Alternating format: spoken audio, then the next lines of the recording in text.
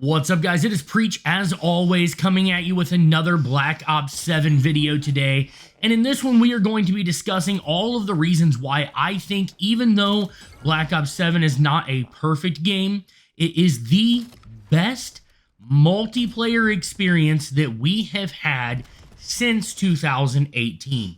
So in discussing that and discussing my reasons why I believe that, it is important to note that this is not discussing the game overall, where we would include in-game and campaign and zombies, which zombies is very good, but some of those things like campaign might bring the overall product down. I'm discussing specifically in this video just the multiplayer aspect of this game. And I truly believe that this is the single best multiplayer we have had since 2018, 7 years ago. And that was Black Ops 4, which was a great multiplayer, although it had a few flaws of its own, in my opinion, just like every game does. There has not been even, rose-tinted glasses looking back at the golden age of Call of Duty. Even Black Ops 2 was not perfect. It was great. It was amazing. But there were flaws. Every game has flaws, and that's okay. And this game has flaws as well. And there has been plenty of videos addressing those flaws. And I've addressed some of them myself. So this video is not about that. So if you are here for some rage baiting, hate baiting type video, this is not the video for you. This is not the place for you to be, because that is not what we're going to do today. Today we are going to talk positive about Black Ops 7, because to be honest with you guys, I am having a blast playing this game. So let's go ahead and start with the most important thing that we could discuss as a positive, in my opinion, and that is that Black Ops 7 got Treyarch back to Treyarch maps. Are these maps possibly going to go down as legendary like some of the BO1, BO2, BO3 maps? Maybe not. But are they good, fundamental, 3-lane, proper maps with proper lines of sight, proper lanes that allow you to focus an area and not have to worry about getting cross-mapped from the total opposite lane that makes no sense to even see where you're at? No, you don't have to worry about that. You don't have to worry about top, back, left, platform, and derelict shooting you in the back lower right-hand corner of the map like we had to worry about last year. And that, to me, is amazing. Like, Scar might not be the prettiest map in the world, kind of like that westerny town kind of vibes. Got the trench and the plane that's crashed or whatever going on there. And it's not overly pretty, but that map layout is incredible. It plays absolutely phenomenal. Now, from a pub's perspective, I think Homestead plays incredible, and that's because playing Dom, especially, the spawn trapping can definitely be done if you know what you're doing and know how to pay attention to that. So that is a lot of fun for me in pubs. I don't think that would play great in competitive. I could see teams getting like caught in the absolute blend and the spawns on that. But in pubs, it is a blast. Nuketown, is back. And Nuketown, if I'm going to play a head-bashing, annoying map just for camos, I would prefer it to be Nuketown. Now, do I like Nuketown? Not really. But do I prefer Nuketown to Stakeout, which I know is coming back, but to Stakeout or Shipment?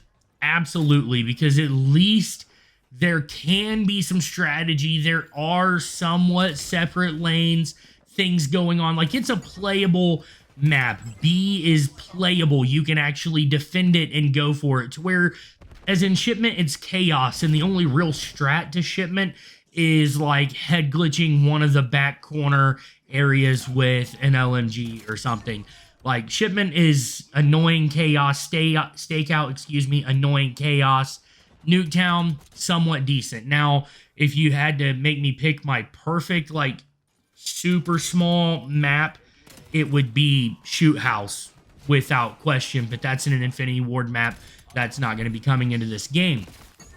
But The maps are the biggest thing for me in this game that make it really, really, really fun. The other thing, and I know that this might be a more controversial topic, but for me, it's a huge positive, is the movement. And it gets used against me probably more than I actually use it, with the wall bouncing and the crazy mechanics like that, but they can be fun. And I know that I do have clips. I don't know what I have available right now to quickly toss over this commentary, but I have some plays off of the wall. I've had plays made against me off the wall, and to me, adding that skill gap and that fun little element into the game without it being too much like I think jetpacks potentially could have been, it's like, to me, it's like the perfect balance of movement. I absolutely love movement in Black Ops 7. Now, I'm a sniper, as you guys know, and I will red gun like the last couple years. I have gotten the max camos. I did Interstellar in MW3. I did Nebula and Dark Matter in BO6, and I'm going to be going for the max camos in this game as well. So I'm going to be playing with every gun, but you guys know that primarily I am a sniper. And the VS Recon is the best feeling sniper I have used, at least since the Tundra in Cold War, and then before that would have been the Paladin in Black Ops 4. So I didn't really care for any of the Infinity Ward snipers. Like, there were some that were easy to use, like the longbow in MW3, but like, is that really a sniper? Like, that gun was a little bit OP and kind of dumb. But the VS Recon is a blast to use. Now, the other two snipers, like the Shadow, is absolutely broken, and that's not real sniping to me. And the XR3, like, if you're Sprat, you can make that gun look good, but if you're me, you can't, and it's not great.